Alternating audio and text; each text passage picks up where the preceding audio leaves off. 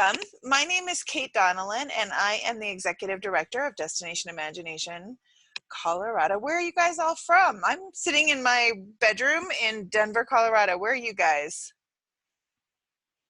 Denver, Cherry Hills, Highlands Ranch, Pueblo, Littleton, Greenwood Village, Parker, Erie, Boulder Valley, Conejos. Oh, great.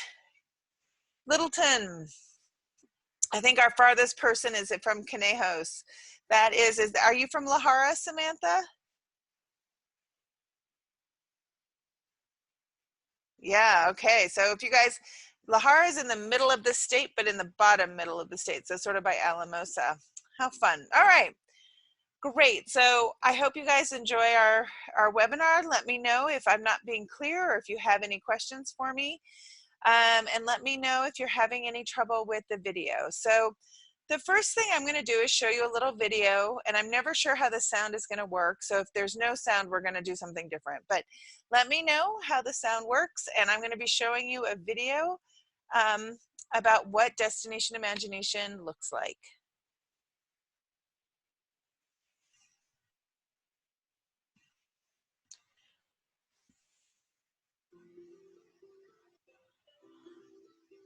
You should be hearing something and seeing something.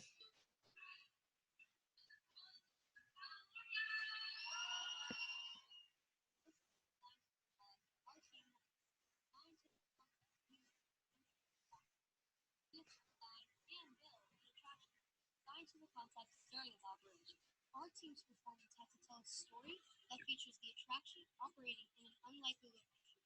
The challenge also requires us to create two team choice elements that show off our team's interests, skills, areas of strength, and talent. Our team's skit takes place in the White House backyard, and the two political parties refuse to accept each other. And they're like this because our attraction has polarized politics. It's kind of cool because as a voter is both a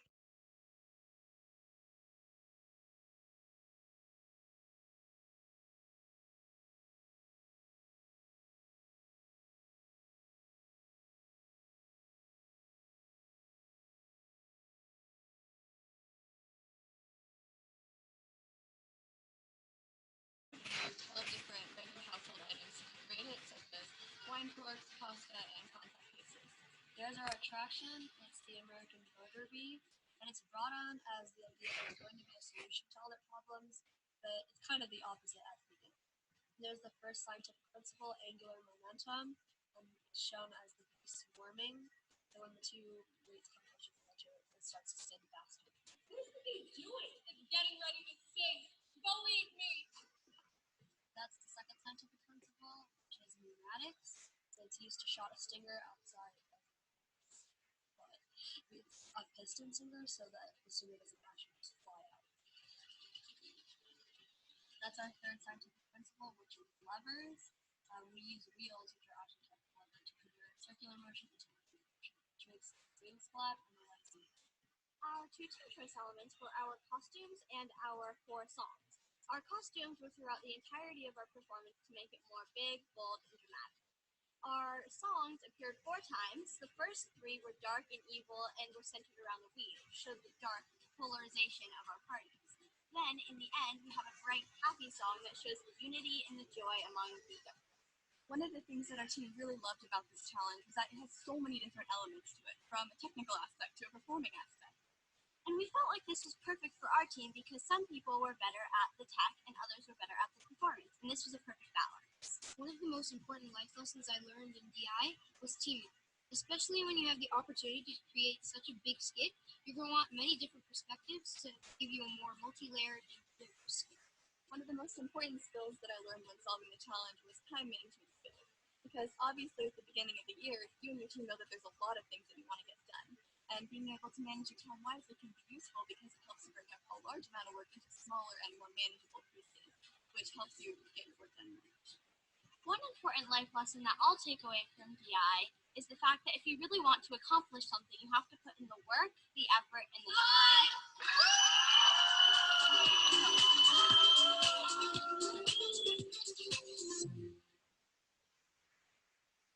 All right, so I hope that you could hear that, that was a middle level team that actually won global finals that year. So that is a very, very high level team. But I do like to show that, that video because I think it gives you sort of a range about what it looks like. I'm now going to show you some other video, and I'm going to just talk a little bit while it's showing. So this video, I'm going to turn down the volume. This video is an elementary school in Cherry Creek. They are from Willow Creek Elementary, and they got second place at the Cherry Creek tournament, and they did go to state. But as you can see, this one, this is a very good performance from an elementary school team.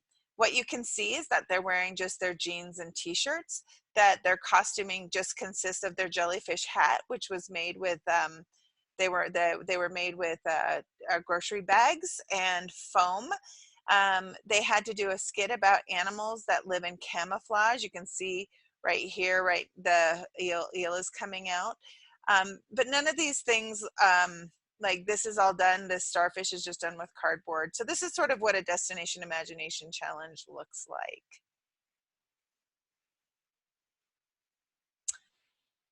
Okay, so that's sort of the range about what we're looking for.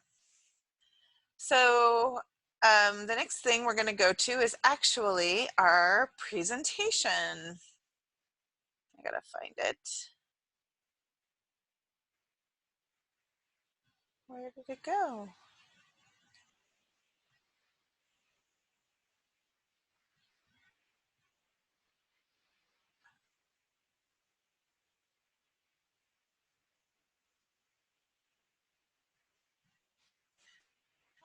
All right, you guys should be seeing a slide that says Colorado Mission. Is that what you guys see?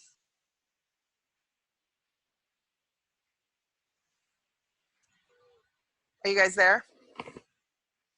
Okay, great. Great. Okay. Generally, I start this with an instant challenge, but because we're all apart, we're going to start with our Colorado mission. So the mission of Destination Imagination is to prepare Colorado's kids to be the innovators of the future by combining the arts, sciences, and technology with creativity, teamwork, and problem solving. So what we're going to be teaching the kids is how to combine their talents and skills with other students to solve a challenge.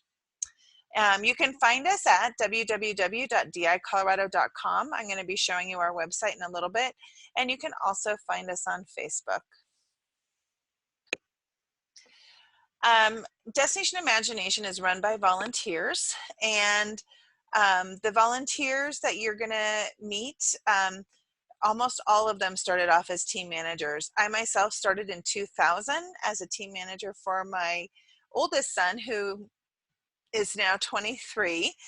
And you know, almost everybody you meet, they're gonna tell you their team manager stories. We loved being team managers, but you guys are the backbone of DI Colorado. You guys are the deliverers of our program. So I want to thank you for all that you do. The next thing I want to make sure you understand is that I am here, and everybody you meet is here to support you.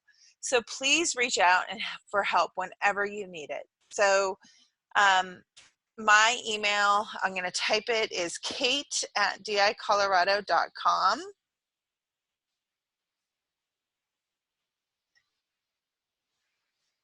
And my phone number is 720-542-3637. And you can contact our office at any time. Rob and I work there. I work there full-time, and Rob works about 2/3, 3/4 time. And we've both been team managers, and so we're both really wanting to help you.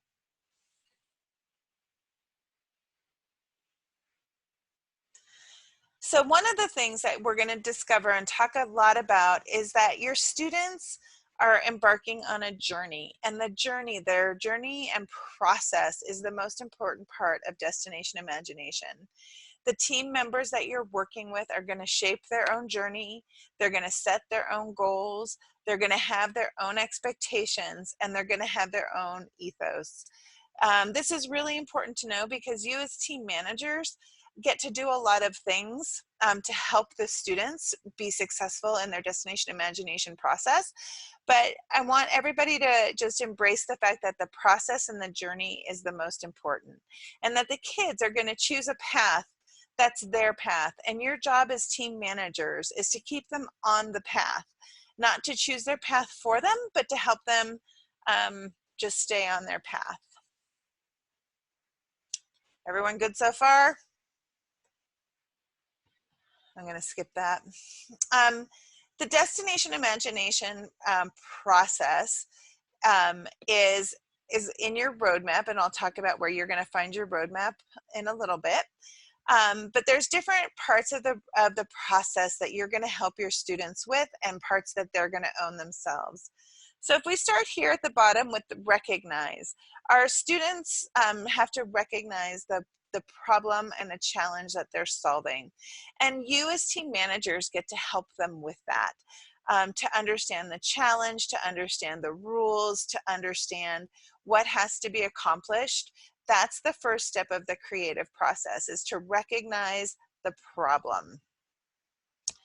Then the kids are going to start to imagine solutions to their problem, to their challenge, and we're gonna teach you lots of ways on how to do that, lots of ways on how to teach your students how to imagine. A lot of people like to just do brain storming, which is a very wonderful way to start to imagine. But some other students like more time to think, so we're going to give you some tips and tricks to help them have the time that they need to process their information. Then the students are going to initiate. What that means is that they're going to work together to bring their imagination to life. So they might need to do some research, they might need to start building, they might need to build a prototype, and then they're going to assess, hey, what we made, does it match what is the requirement from the beginning? Is that what we want it to look like? Do we need to go back to the drawing board? And yeah, they're going to fail a lot of times, or not always fail, but maybe want to change, adapt, make better. So then they're going to go through the whole process again. After they do that and they're all ready for tournament, they're going to go and they're going to be evaluated by external people. And then we're going to celebrate their process, whatever it is. So whether the kids come and they have a perfect solution, or whether their solution had some struggles, the volunteers that we have at the tournament are really going to honor their solution, and we're going to really celebrate that. Any questions?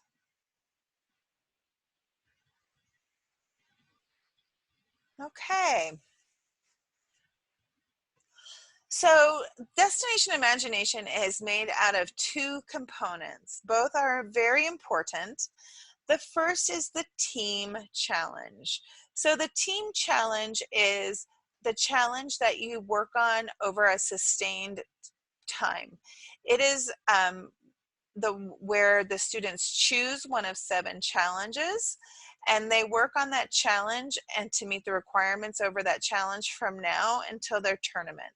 So those are what you saw at the beginning of this presentation, where they are going to be looking at costuming, and they're going to be looking at stories and props and whatever that challenge requires. It gives you time to work on teamwork. It gives you time to work on decision making. It gives you time to work through conflict to come up with the best solution you can. So that is what people work on the same project day, week after week. The second part is called our instant challenge. It's new at every tournament, and you're going to want to practice instant challenges at every meeting. And instant challenges are 5 to 7 minute tasks that the students don't know what they're going to get, and then they may have to build a tower out of spaghetti and raisins, or they may have to transport a potato from point A to point B, something like that, using basic office supplies. And you want to practice that because that's a different type of teamwork and a different type of decision making. It's more fast paced. So those two elements combine to give your total score for your whole Destination Imagination experience. So when they do their competition, they're going to compete in their team challenge and they're going to compete in their instant challenge.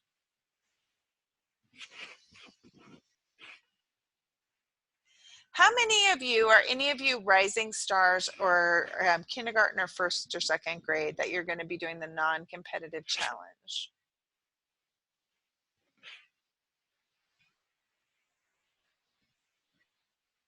Okay, a couple of you. 3 of you. Okay, perfect. All right, so if you are doing the Rising Stars Challenge, your students aren't choosing. Your students are they're doing the Rising Stars Challenge, which is age appropriate and developmentally appropriate for them. If you are not doing Rising Stars, so you have if you're doing a regular team challenge, no matter what age group you have, it looks like we have people doing that from first grade all the way to middle school. Those are the challenges that your team is going to pick. There's a technical challenge, a scientific challenge, an engineering challenge, a fine arts challenge, an improv challenge, and a service learning challenge. But the process to solving all of those is all the same. Okay?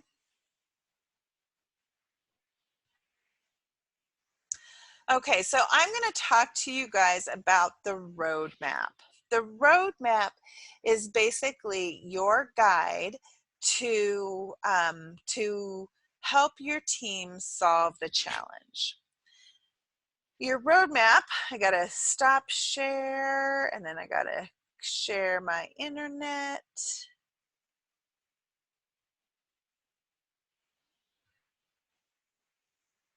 All right, we don't want to be on YouTube. We're going to go to the Destination Imagination site.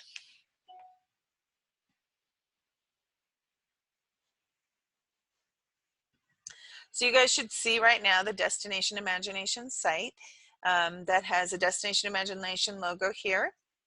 You guys all see that?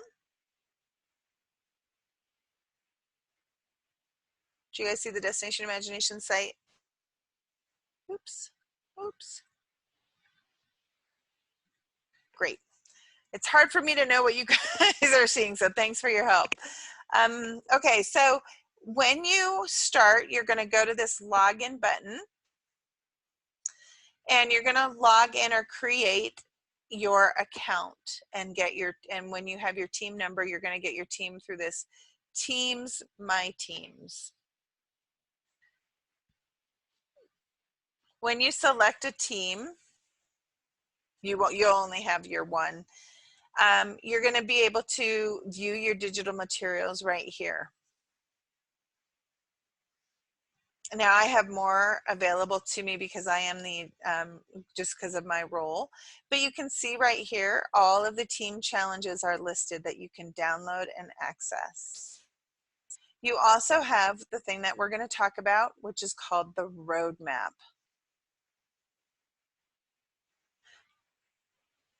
Okay, someone's asking how I got there, so we're going to go back. We go to destinationimagination.org. That's the home page for your materials, destinationimagination.org. You click the login button. If you already have a login, it's going to look like this. If you don't have a login, it's going to ask you to set up an account like you would for Amazon or whatever with your contact information. You're going to log in,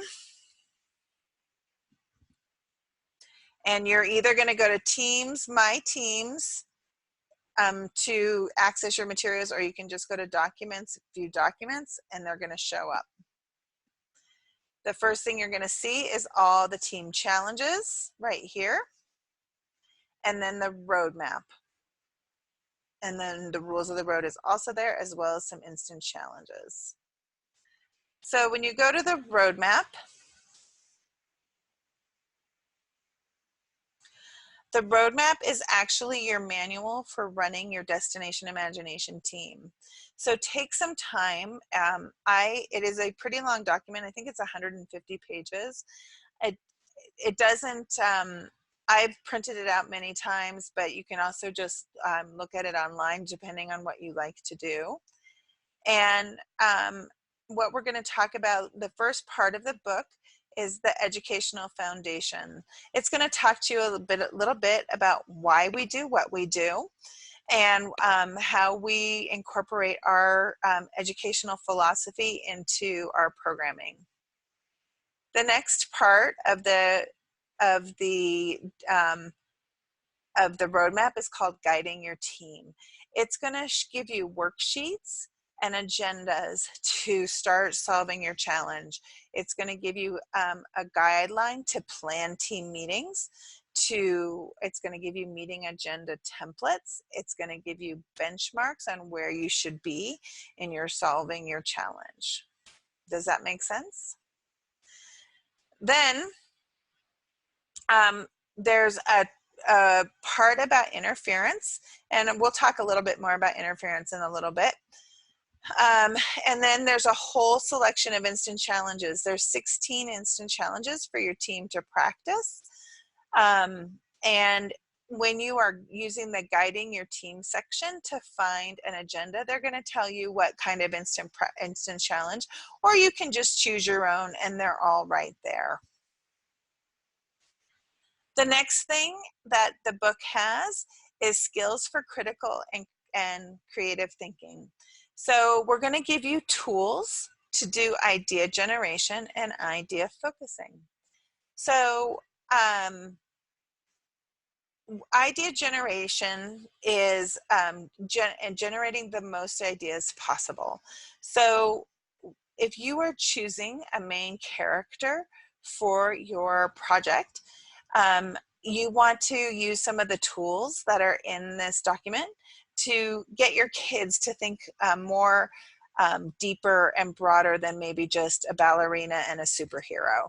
So we're going to give you a lot of tools and tricks to help your kids expand their creative thinking. You like this one right here called Race for Fluency. They're going to talk about how to get as many ideas as possible.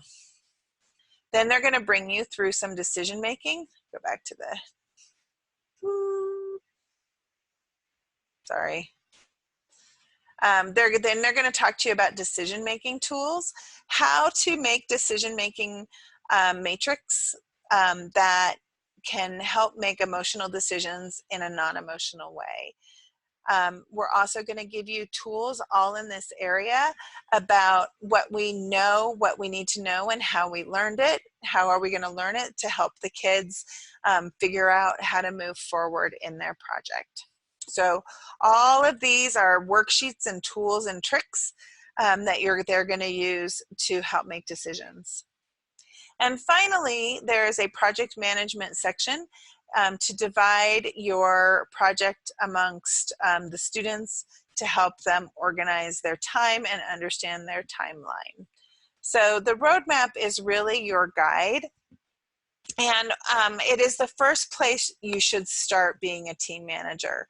So if I were a brand new team manager, I would download the roadmap and I would skim through it, reading the introductory materials from each section and kind of glancing to find out what's available. But again, the agendas that are in the Guiding Your Team section are also going to help point to tips and tricks to help you guide your way through it.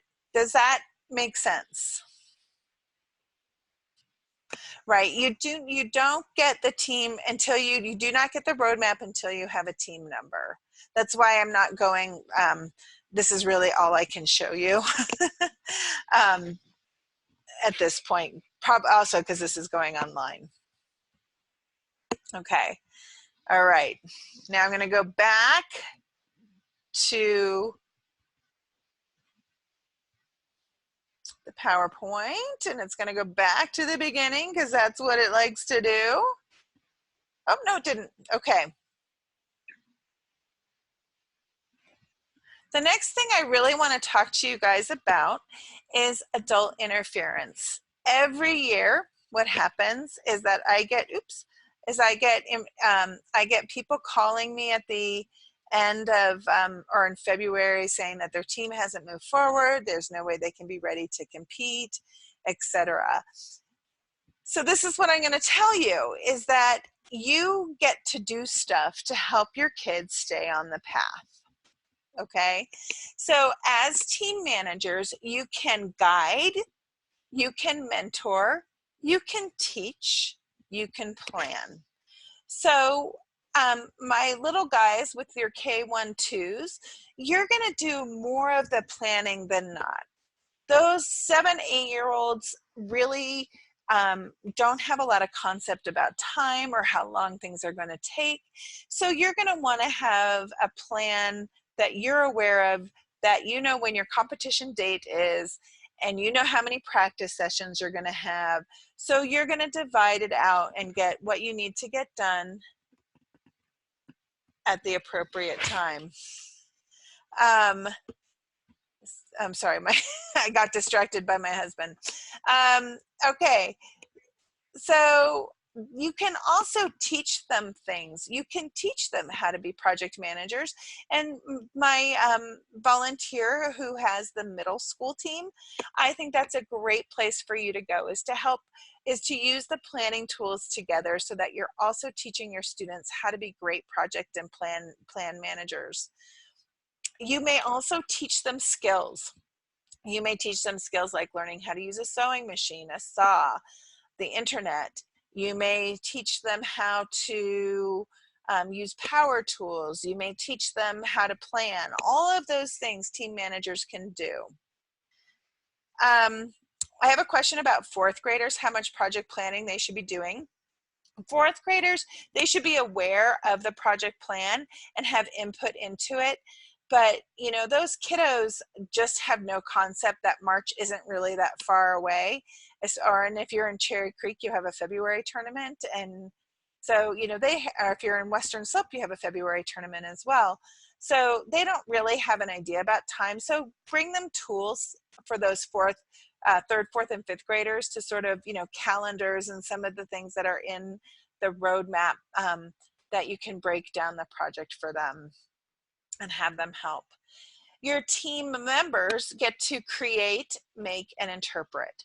So they're the ones that actually get to do the building, the writing of a script, the deciding of the creativity. So for example, you as team managers can show them how to use ABC brainstorming to come up with ideas for a location for their skit. So ABC brainstorming means everybody takes the alphabet and they write a location for every letter of the alphabet. You can show them how to do that. And then they do it themselves, but you don't get to choose for them. Oh, I like the idea of Venus. That's theirs to decide. So team managers, you guys can guide, mentor, teach, and plan, and the team members can create, make, and interpret. Do you guys have any questions about that? Okay, so my question is, do they have to ask you to teach them something, or can you suggest it then teach? Kind of a combination of both, depending on how it comes about. You cannot say, hey, we're going to build a backdrop using 2x4s, so let's go to the Home Depot and I'm going to teach you how to build 2x4s. You would say, hey, we want to build a backdrop. What do you think are the materials we would need to build a backdrop, and they may come up with PVC, they may come up with a sheet of, you know, a sheet, like a bed sheet. They may come up with cardboard, they may come up with cardboard boxes, they may come up with 2x4s, and then they can ask, then you can go from there. If they want to sew something together, the question is, how do we put material together? And have your kids brainstorm sewing, glue, Velcro, duct tape, etc. And if they decide to sew and they don't know how to sew, then you can teach them how to sew.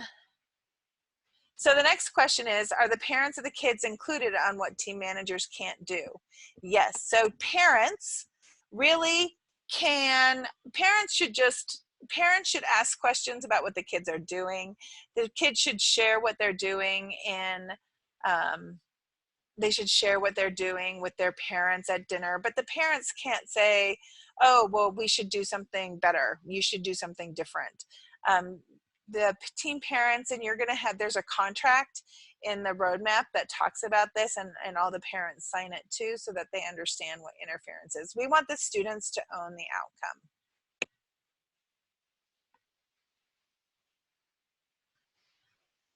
Many of you, and I imagine most of you that are on this call, are parents and not teachers.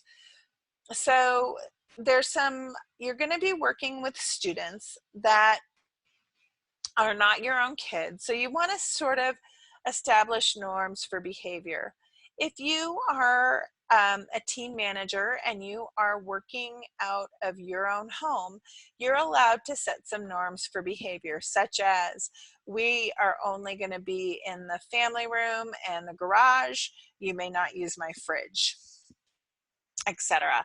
But then have the kids build their norms for their own behavior, such as, how are we going to make decisions?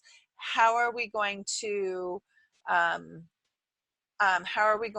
talk to each other? Who gets to talk? When do we get to talk? What are the expectations for homework, etc.? And your kids know, because they've been in school, so they're going to know sort of what those are. So let them establish them, write them on a big sheet of butcher paper, and then hang it wherever you meet. Remember that it's their team, it's not your team. Talk to everybody about interference. Be prepared for setbacks.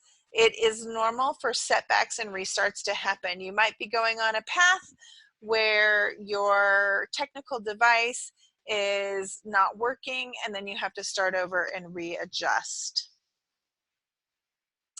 You're going to teach them about time management. Again, that's going to vary differently between our middle school team and our little 5-year-old team. So, you know, the middle schoolers are going to own that time management piece a little bit more than, of course, 5th graders are. You should be prepared to have a plan for every team meeting. You should have more planned than you think you will use, but you're going to get done less than you think. And I'm going to talk about that in just a second. Be prepared to work with students of various learning styles, personalities, and social skills. So most kids sort of fall in the range of behavior that they're going to be respectful and listen to adults, that they're going to work well with their team to a certain extent. But some kids have different learning styles. They may need to learn more. They may need time for processing. And if you are struggling connecting with one of your students, maybe they're more emotional than you're used to, you may want to talk to their parent or their teacher to get tips and tricks on connecting with them. And you want to help your team set goals.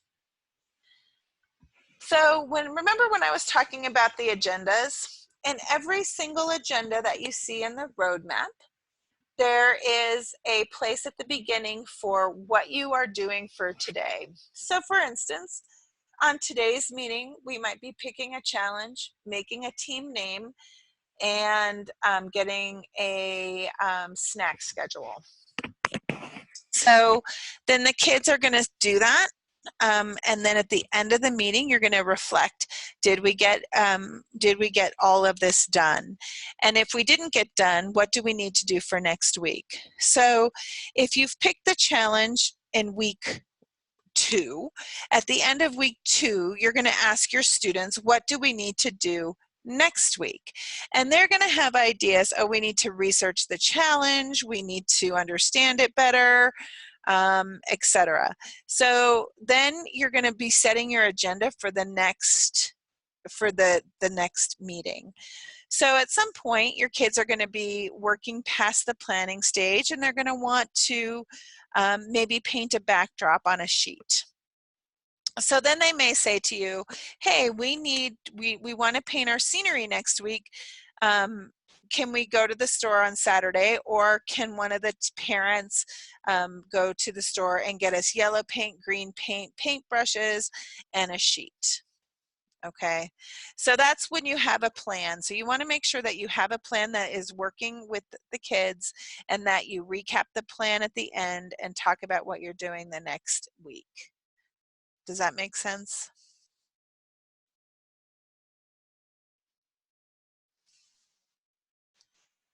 All right. So many of you have 4 to 7 students on your team, and a lot of you are doing this as a volunteer for your classmates. And again, being a team manager is one of the most rewarding experiences you are going to have in your students' academic career.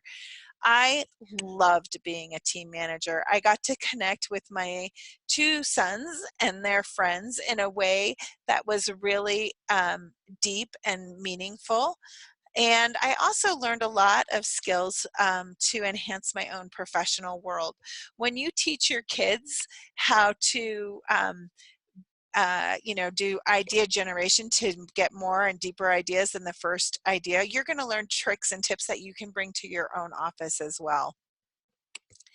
That being said, there are a lot of parents on your team that should be very, very grateful of the time that you are giving their students. So we're going to, if they ask to help you, we're going to give them some ways that they can help. Number 1, every team needs to find a tournament volunteer or appraiser, that means judge, to work at your teams or another tournament nearby. So you're going to need to come up with somebody who's going to volunteer the day of the tournament, either to be a judge or to help run the store or help set up, etc.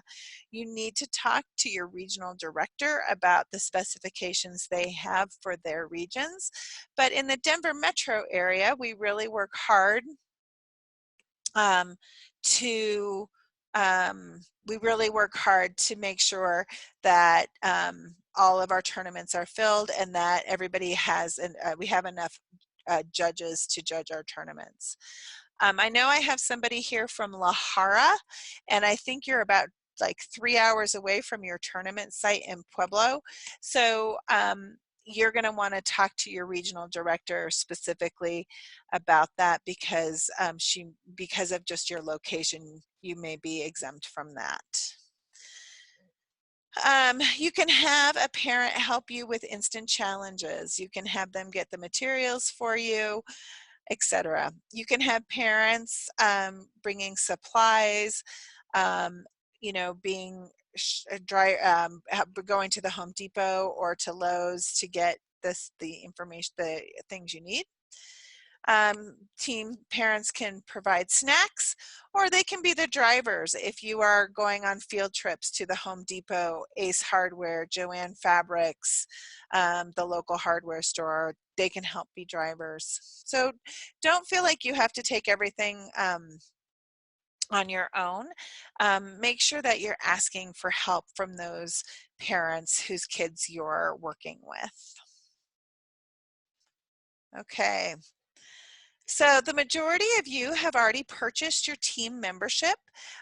For Rising Stars, it's $135, and for competitive teams, it's $150. In some school districts, the school district pays. In some school districts, the school district doesn't pay. In some schools, your PTA or your GT budget might pay for that. In some schools, it won't. You're going to come up with team supplies. So if you are doing the a challenge and you're wanting to make a backdrop, those supplies you need to buy, like the paint and the glue and the whatever. And those on average run about $250 per team, plus or minus, depending on what you choose and how resourceful you are. Your regional tournament fees are up to $100 per team. South Metro is one of the most expensive, and Denver and Cherry Creek are the least expensive. You may choose to buy the optional regional tournaments, t-shirts that your regions sell. So on average, your Destination Imagination team is going to be about $100 per kid for the whole experience. So you as the team manager, you're going to be the person that's kind of managing the finances, or you can have another team parent do that for you. But you can either collect, $50 from every team member up front, and then if you need more, you can ask the parents for more. You can do fundraising if you so choose, by asking your PTA team parents as our local businesses. Some people charge $10 per week. Some people just run the whole thing off their pocketbook until the tournament, and then they bill their students at the end. So make sure that your parents are aware that there is going to be some expenses for them, and that you have to figure out how you're going to handle that. Any questions?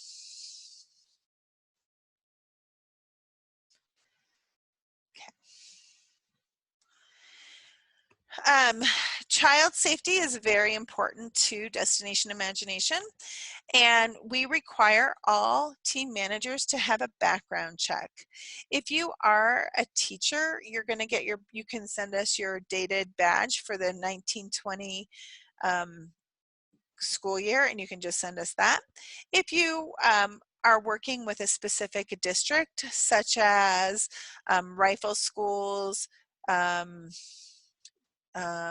Rifle Schools, Delta Schools, Boulder Valley Schools, Thompson Schools, you're going to check with your district about getting your background check done, because those Denver Public Schools, they all have procedures for doing their background checks for volunteers. If you don't fit in any of those categories, or you're unsure, I'm going to show you later where you're going to find out how you do that. But we use the company Verified Volunteers, now known as Sterling Volunteers, to do a background check just from the comfort of your own home. Okay. When you're working with kids, we recommend that you have 2 adults and 2 kids at all times, at least. We understand, though, that you may not have 2 adults, that you may be team managing a team on your own and in your home. If that is the case, please make sure that your parents are aware that you have an open door policy, that they can walk in and out of team meetings as parents see fit, just to make sure that they are aware that you're very aware of student safety. When driving, always do not drive just one other student unless it's your own kid. Please have homeowners or renters insurance, or an automobile insurance if you have your kids in the car or at your home. If you could use permission slips for transportation and tool use. I can show you where to get those. Or you can just make sure that the parents know, today we're going to the Home Depot. We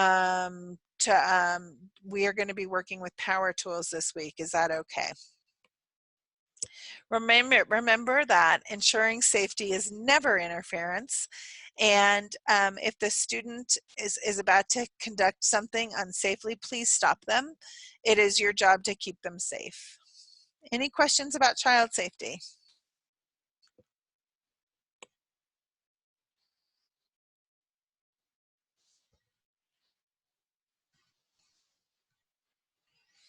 All right. So you're going to need to schedule team meetings. Team meetings should fit your needs, and they can be after school. They can be at your school. They can be at your home, depending on what your school district allows. They can be on the weekends or evenings. My husband and I were co-team managers, and we did our middle school team was on Friday nights, right after school, and our elementary school team was Sundays from 6 until 8 at night. So you can, because my husband and I both worked, and he traveled quite extensively for his job, those are the times that worked for us. So that's how we scheduled the meeting. On average, you're going to meet for about 16 weeks, plus or minus, and an average of about 2 hours a week. Once we get past winter break, you may want to schedule 2 or 3 work sessions on a Saturday or Sunday to help with some of the bigger projects that you may need. Any questions?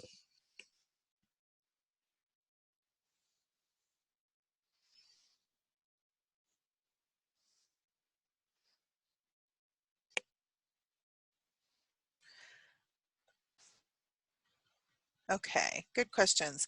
So when should you first meet? You can start meeting anytime between now and when you want to start. So it is a great time to start right now. Fall sports are over.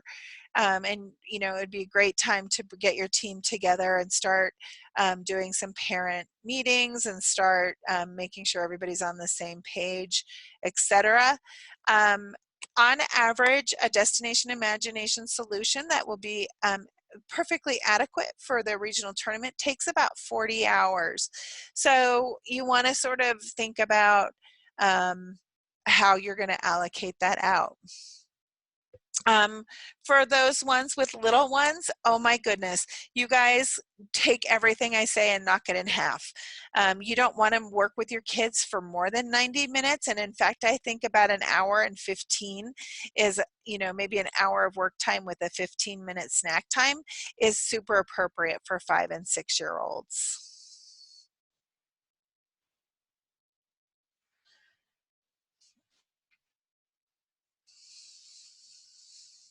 Okay. So use the tools in your roadmap to help your team's planning process. Set hard deadlines. You can say to your students, hey guys, you have 10 minutes to choose your team name, or you have a half an hour to discuss and decide on a challenge. You can give them 2 weeks and they'll take the whole 2 weeks to do it. So make sure that you're setting hard deadlines to keep them on track. Students, like adults, will waste as much time as they're given. All right. You are going to have some conflict in your team. It is natural, and oftentimes it's necessary because it shows passion. You're going to want to use some of the tools. There's a whole section in the roadmap about dealing with conflict, but conflict tends to lead to more creative solutions. So you want to make sure that when they're having conflict, you're discussing um, if they're having a conflict over a plot point, you want to be discussing that plot point and not having personal attacks. So keep any discussions and any disagreements and any conflict in a constructive manner as opposed to a personal or destructive manner. And DI meetings should be for DI as opposed to what happened on the playground during lunch. All right, hold on. How are you guys doing? Are you holding up okay?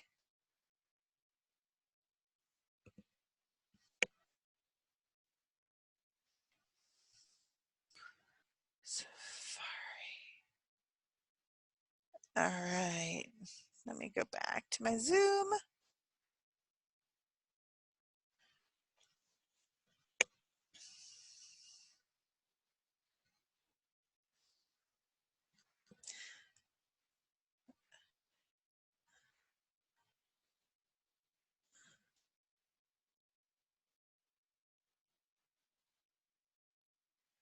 All right, I'm going to show you some resources that you have available to you. Um, to help what you're doing. So first of all, this is the Destination Imagination Colorado homepage. You can find us at dicolorado.com. I think all of you have been there at some point because you had to do it to get to this training. So there's two things I want to point out to you. Number one, if you go to this resources tab and go to team managers, you're going to find a whole list of team manager information that you can do. So if you click on the team manager training button, you're going to find all of the trainings. We have a Pueblo training in person coming up. In a couple of days, we have the Service Learning Challenge webinar. So if you're doing the Service Learning Challenge, you should attend that. The Technical Challenge webinar, you should attend that. If you're in Thompson, there's an IC training. If you're in Durango, there's a training. So you can see all the trainings that are scheduled. And you can see that there's quite a bit of them. So that's one place that you want to look. I'm also going to, there's a background check information, and it talks about our youth protection policy, and then it also talks about how to do background checks and how to do that. Finally, there's some words of wisdom from team managers. There's a team manager guide written by one of our old team managers. There's some videos that some other team managers have written for you, and top 10 team manager duties. And then we have this wonderful resource here on videos. So there's the Colorado YouTube channel, and that's where I found that video that we showed you earlier with the kids in the jellyfish hats.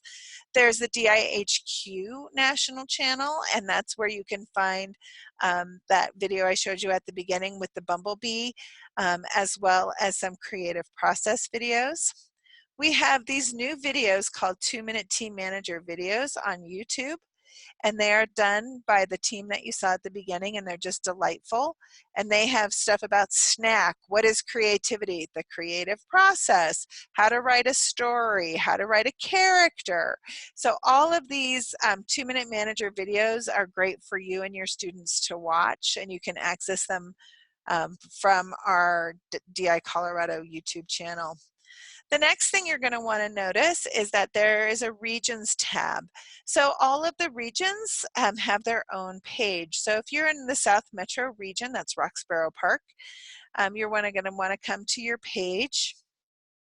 And they're going to talk about things that are specific to them, such as their Instant Challenge Day, request an information night at your school, who to go for help if you're doing the technical challenge. They have a wine and wisdom support group in South Metro, and all of those dates are on there, and you just bring wine to this one woman's house and you guys talk. It gives you it talks about exactly how to do background checks if you're in that region. So all of those videos and resources are available on our website. Then you can go to resources, and there is webinar replays. Someone asked about if our webinars are recorded. Yes, we're being recorded right now. You go to webinar resources, webinar replays, and all of the webinars, once they are up, are going to be on this page. So right now, we have our Instant Challenge webinar that's up there, and then we also will have this one up there tomorrow, as well as our fine arts. So all of those are available for you. Okay. We have about 4 minutes left, so I'm happy to answer any questions that you guys have.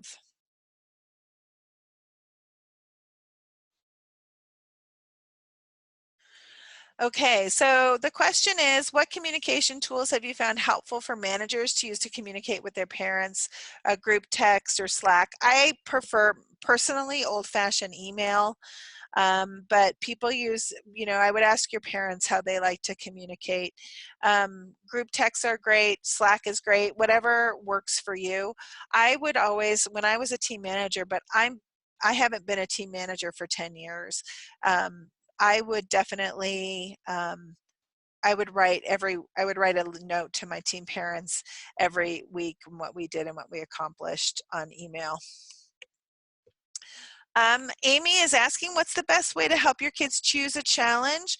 What if you have enough kids for 2 teams? So Amy, if you can team manage 2 teams, we have a lot of team managers that do that. You're more than welcome to. The average team is about 5 students per team, and they can choose the same challenge or they can choose different challenges. How you're going to help your kids choose a challenge is you're going to read them the synopsis of each of the challenges, and you may decide as the team manager that you might not, like, sometimes people say you have to do the scientific if they're using it in their science classroom. But I would have the kids assess each of the challenges and what sounds interesting to them. Hillary asks, are there limits on ways to teach the rules of the chosen challenge since it isn't part of their final solution? And are we able to help them create visuals to understand? Sure. Any way that you can get your kids to understand, recognize the problem, that is fine. You're not choosing their creative solution. You're just helping them to understand what's required. So if that is if that's maybe a pie chart or something like that, by all means you can do that. Kayla says, our team has done emails for years, really beneficial for parents to look back at the discussions and schedules. Oh, great, someone is having 2 improv teams.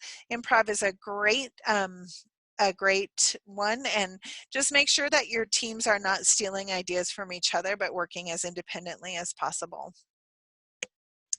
Sarah Thompson asks, if you have a 2nd grade team, do you have to do early risers or can you pick one of the other challenges? You are more than welcome to pick anything you want, Sarah. That's the lucky thing about being in kindergarten, 1st or 2nd grade. You can do competitive or you can do rising stars.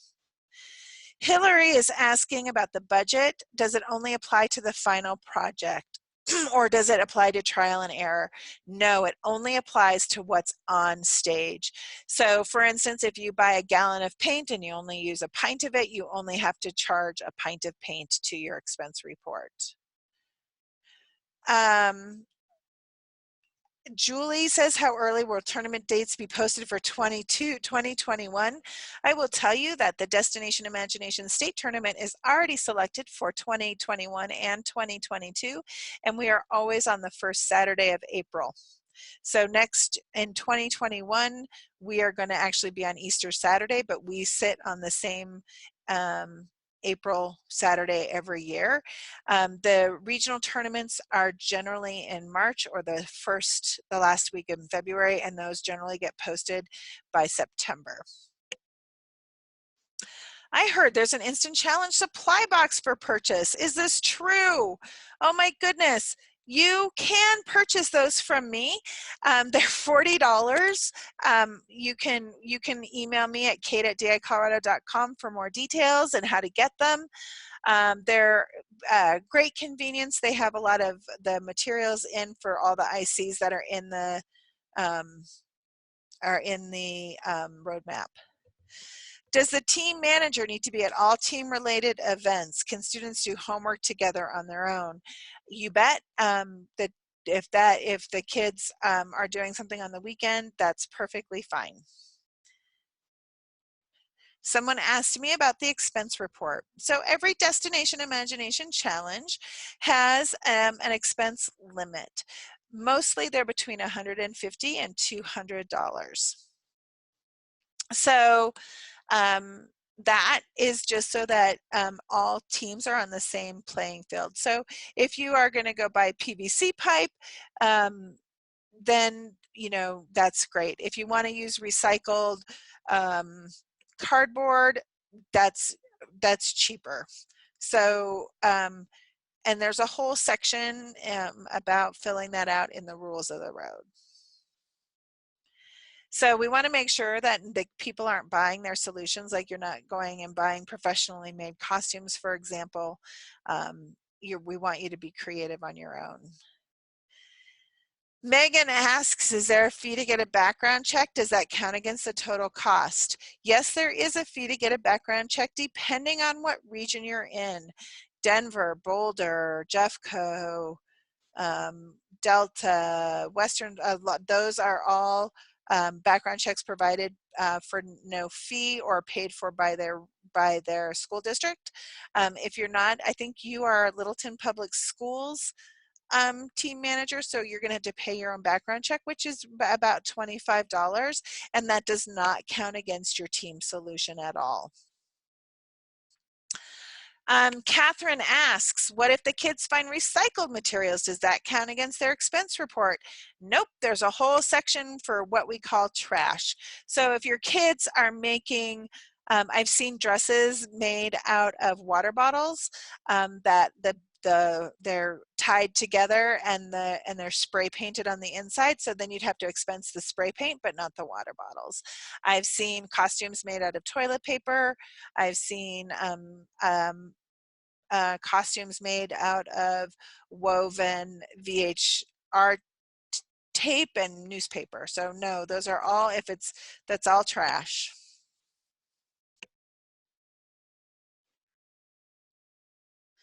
All right, you guys had a lot of questions. So number one, please call me, please email me if you have any further questions. Being a team manager is tricky and so much fun. I loved being a team manager. It was one of my favorite times with both of my students, both of my kiddos. You're really going to love the journey, but sometimes you're going to want to reach out to somebody. So please reach out to us at the office and we're going to help you find your path or find an answer to your question. So please, please, please reach out. Unless you have any other questions, have a great night and make sure you attend your webinar on your specific challenge. That's really important. All right, thank you guys.